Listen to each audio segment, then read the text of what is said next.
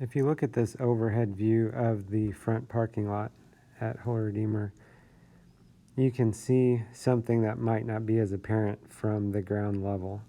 And that's the fact that the parking lot is offset somewhat. So initially looking at things,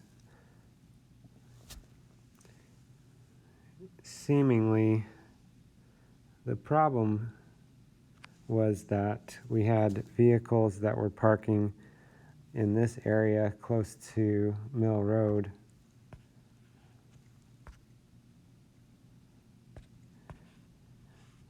like this vehicle here, and it looked like that was the issue that was causing us not to have our second line of vehicles. That's actually not the case, though. As I observed the other day, there were no vehicles parked there and we still had only one line. So kind of the idea here, if you look at this, is that as we get towards the back end of the line, the cars need to adjust over a little bit, and especially these cars that are in the line closest to the school and church need to be close to the sidewalk, because what happens if they don't stay close to the sidewalk, then we start getting the cars here, and they actually line up behind this further row, I think.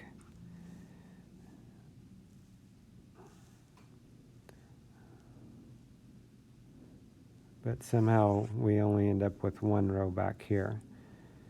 So the other idea is that if there aren't any cars parked here,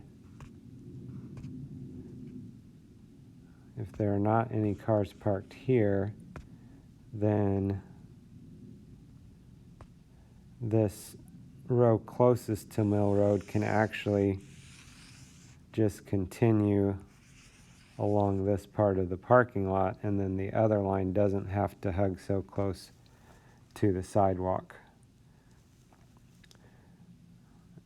Regardless, though, if we did have that line closest to the school and church stay close to the sidewalk, then it shouldn't be an issue of getting two rows of vehicles. I know some days there are more vehicles than others, but this, I think, would be the solution either way.